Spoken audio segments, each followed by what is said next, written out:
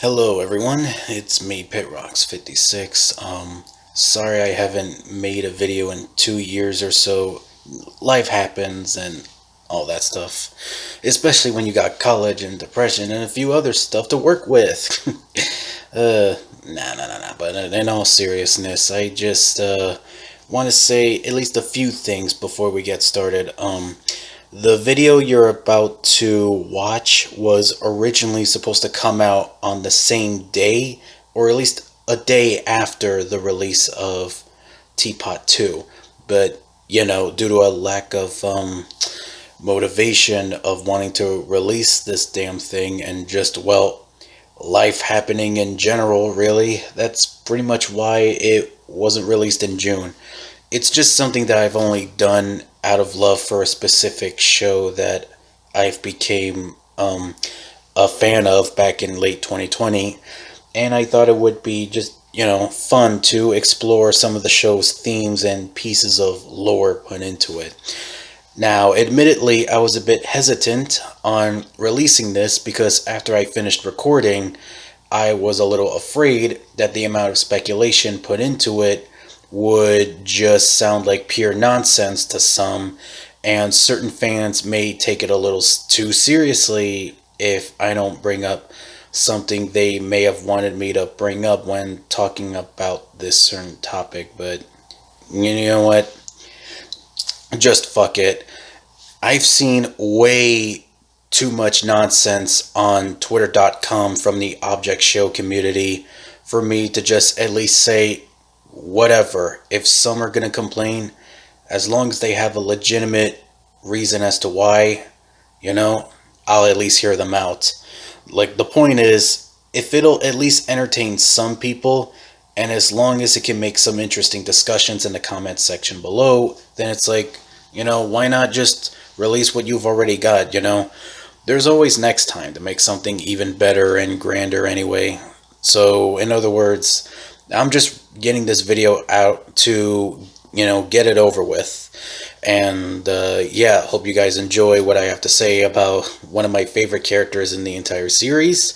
And if you have any interesting theories or just want to at least let me know if I missed any context clues for what I'm talking about, or even some theories, just ideas for theories, list them in the comment section below. And it's just a stupid theory video. It's all just for fun.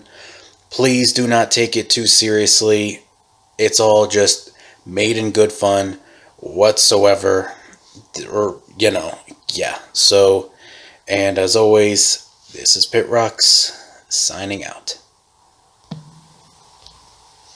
Now, for anyone who's been subscribed to my channel for years, here's a little fun fact about myself that I never shared before. Battle for Dream Island, or BFDI for short, is one of my favorite web cartoons of all time. There, I said it. I got into it last year thanks to my little bro, and what drew me to it was its hilarious characters, funny gags, and of course, its mysterious lore. Yeah, this show has lore. And now I want to do something a little different for the channel for today, and just talk about it. So if you haven't seen Teapot 2 yet, click away from this video to prevent any potential spoilers. So without further ado, here's a quick video I'm putting together in time for Teapot 2. This is the first episode of Speculating for Theory Island.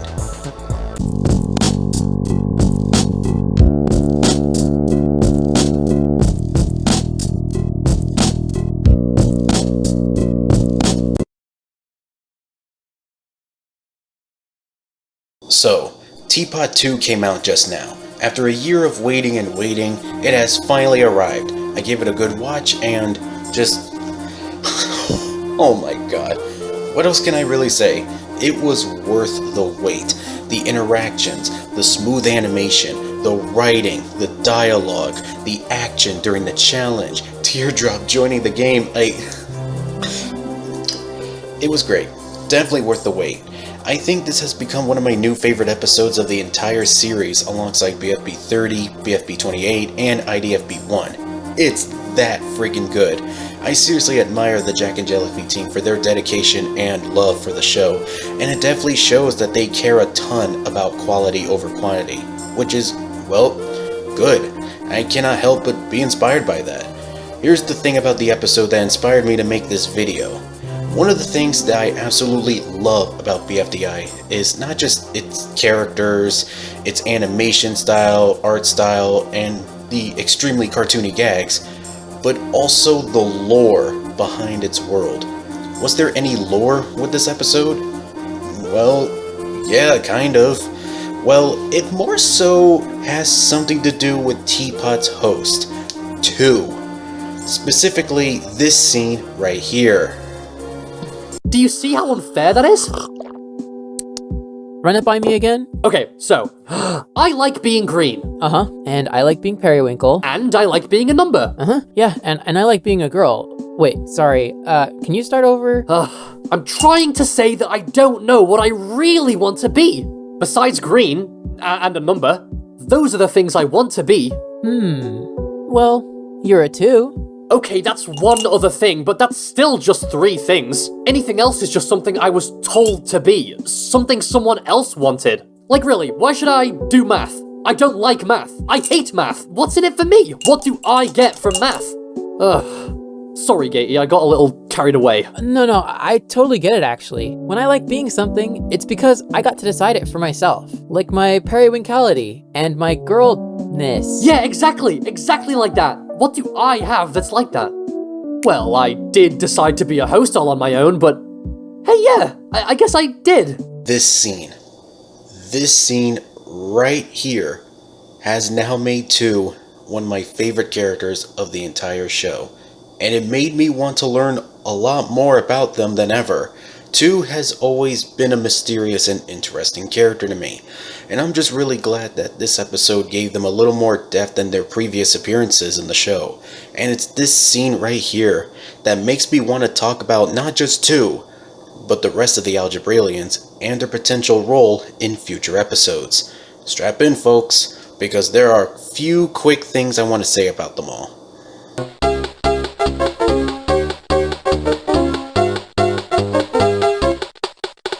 Okay, now let's start with 2. With this scene alone, we know they are comfortable and take pride in the fact that they're not just green, but also a number, and it's the number 2. That seems fine enough, right? Well, in the same scene, they reveal something that makes them a little unique compared to their fellow Algebraliens for an X. They hate math. They despise math. And they feel incredibly uncomfortable with the idea of someone telling them what they are supposed to do and who they are supposed to be. This to me raises a ton of questions, not just about 2 as a character, but their whole kind as well. Judging by the way they were talking about someone telling them who they should be or what they should be doing in their life, it leads me to believe that there's more to the Algebraliens that we don't know about. The reason why I say the Algebraliens is because, well, when 2 arrived on Earth, how the hell would they start having that problem immediately if it wasn't back home? So, yeah, just seems like the logical conclusion to me, at least. Now, I know one could be thinking, what about the subscriber videos? Maybe you'll get your clues there? Well, maybe. Well, just remember, these videos are not really canon. In these videos, the equation playground is in Earth, whereas in canon, it's never implied to be on Earth whatsoever. And remember, these characters are aliens from outer space, so the equation playground, or at the very least a place similar to it, would have to be at space, right? Despite that, I think there's enough material in it that can keep me guessing as to what could potentially happen in future episodes, as silly as that sounds.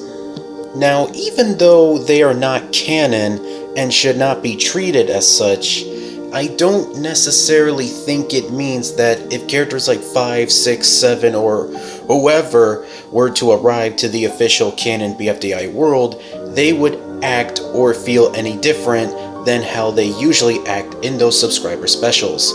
In a ton of these subscriber specials, the Algebraliens are the main stars. 4, X, 5, 6, 7, 8, 9, 10, the works. But who's not there? Outside from a few numbers I can think of, but the one I'm talking about is 2. Despite the fact that these videos are not canon, 2, strangely enough, never ever appears in any of these subscriber specials, not even as a minor cameo. This really isn't something I should take as evidence for anything, but I really find it interesting how consistent the Jack and Jellyfy team were in just not putting them in any of the specials whatsoever, even though they're not canon. Now, it's more than likely just nothing more but a mere coincidence, and they probably wanted to focus on other numbers anyway. At the same time, however, I can't help but feel like this was done on purpose.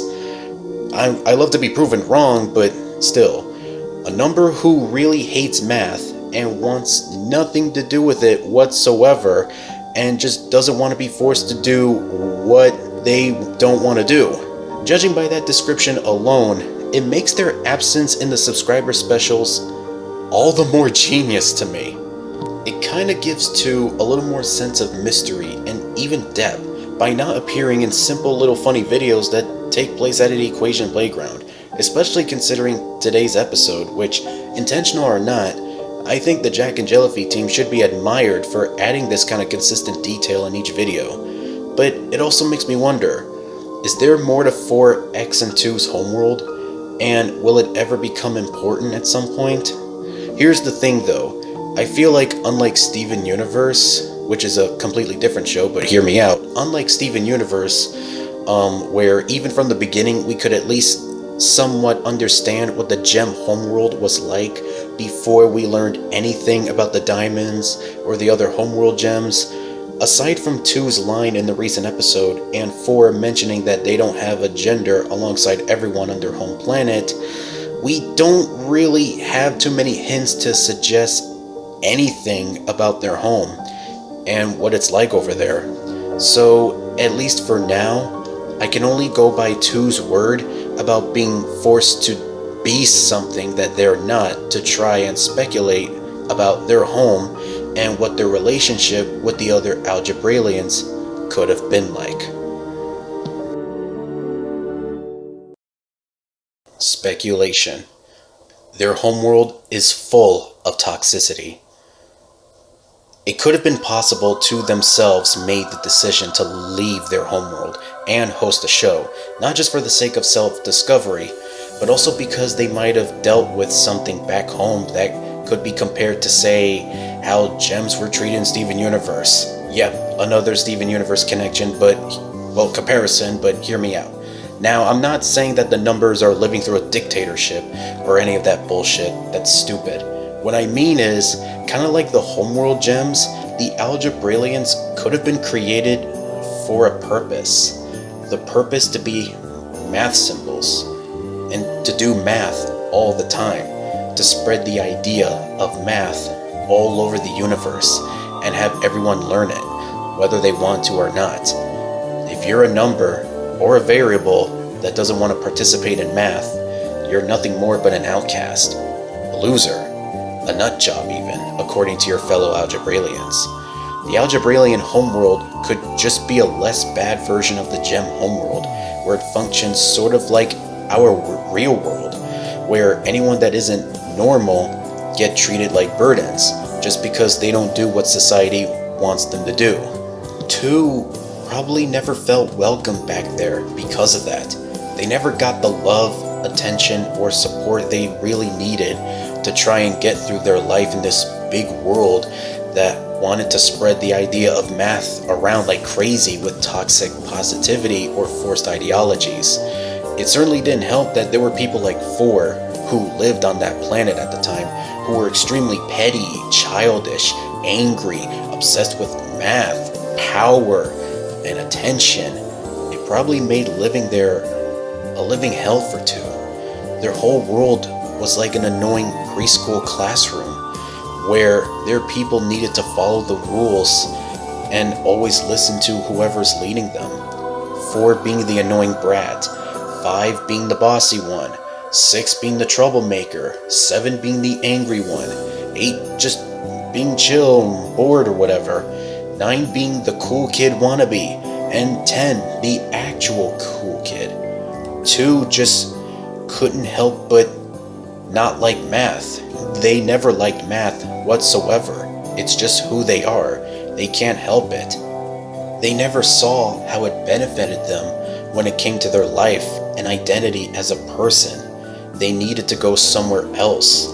Before the events of BFB, 4 was compiling episodes of seasons 1 and 2 together to create, of course, the BFDI, if you've seen episode 30 of BFB. And since then, he went to Earth alongside X to host the 4th season of BFDI. 2 could have been inspired to be a host for BFDI because of 4, who is ironically, if one really thinks about it hard enough, their biggest foil. Which also makes me want to bring up the next possibility. What if 2 didn't just leave the place to host the show and discover themselves? What if they stole most of 4's contestants to give him a taste of his own medicine? I know it sounds stupid and dramatic, but hear me out. 4 and 2 are the perfect foils of each other, and they're honestly one of my new favorite rivalries in all of fiction right now, because of the overall mystery of their relationship. Not just that, but also how they act as hosts for their own show, and just how different they are as people. 4 is petty. He gets angry way too easily. He's self-centered, extremely childish, controlling, very violent, and just not a very good person. 2, on the other hand, is usually very calm, collected, empathetic, chill, nice, relaxed, and a little less self-centered compared to 4. With the way their interactions with each other are, it's pretty clear that they really dislike each other. After seeing how 4 acted back home, 2 could have tried to take most of his contestants away, not just because they wanted to be a host for BFDI, but also because they didn't want them to compete for a prize created by an obsessed fanboy with anger issues. Admittedly, even if it's a bit ironic for 2 to try and force the contestants to move to their show, they at least gave them a choice as to whether or not they wanted to switch, and when someone wanted to stay for BFB, they were not upset about it at all. They were just happy that they even have contestants in the first place. Even if what they did was a huge dick move, it didn't exactly make 2 the bad guy here. As far as we've seen, 2 isn't a terrible person. They may act a little pushy whenever someone blames them for something, like in the first episode of Teapot, and sure, they took most of 4's contestants, but unlike 4, they don't act extremely malicious or controlling. They're simply just a lonely number that wanted to discover themselves and figure out who they are and what they wanted to do in life outside of their homeworld, to escape from the toxic environment that made them feel empty or alone in their own thoughts, and possibly to even spread actual positivity to the people around them to avoid having them go through what they went through, to make something fun and exciting for everybody to be a part of. They were never upset that Teardrop joined the game after BFB ended. Why would they? Unlike 4, who got annoyed being reminded of the power of 2, 2 doesn't care about BFB. Again, why would they? They never hated the contestants there. They just disliked 4, and at least appreciated X and nothing more. 2 is just a happy-go-lucky number that wanted to spread fun and positivity with their ideas and creativity as a host and not really hurt anybody. But deep down, they were seeking answers about themselves when no one could even help them with. It wouldn't even be until their talk with Gady where they felt seen, heard, and understood. Gady related to 2 and understood how they felt, her appearance, and, well, her gender. That was all on her to decide. She chose to be Periwinkle, and she chose to be a girl because she felt more comfortable being that way. She feels happy with her identity as a periwinkle-colored gate and a woman, and it's 100% valid. 2 knows that they are green, a number, and of course, the number 2, they are 100% comfortable with that at the moment. But with their hatred of math, and them possibly not having the ideologies of a typical Algebralian, who are they really? What else do they want to be besides being a green number that hates the concept of math? What is an Algebralian without math? Whatever 2 wants to become later on in life, I know for sure it'll be someone beautiful and worth all the love from everyone around them.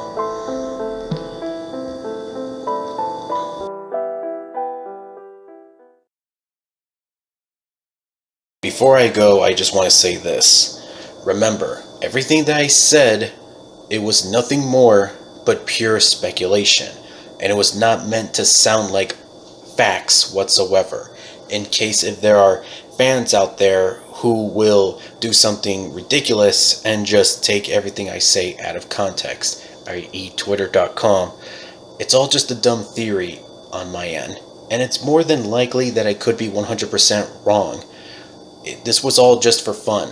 BFDI has some amazing and creative lore that I can make a ton of videos about, like Evil Leafy's role in the show, or where is 1 and 3, why was Yo-Yo City abandoned, and all that stuff. But just remember, BFDI is a comedy show with a ton of goofy but interesting characters with many emotional moments.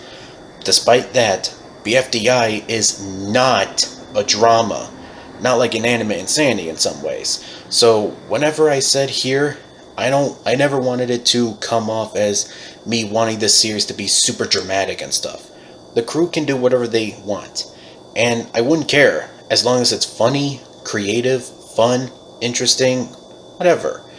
I will continue to enjoy this show as it is. You don't have to be super dramatic for a story to still be groundbreaking, emotional, and be full of heart. And I think the crew did that perfectly with this scene, and it just makes me appreciate their writing and creativity very much. I definitely cannot wait for Teapot 3. This is BitRux signing out, and I'll see you guys whenever the next episode comes out.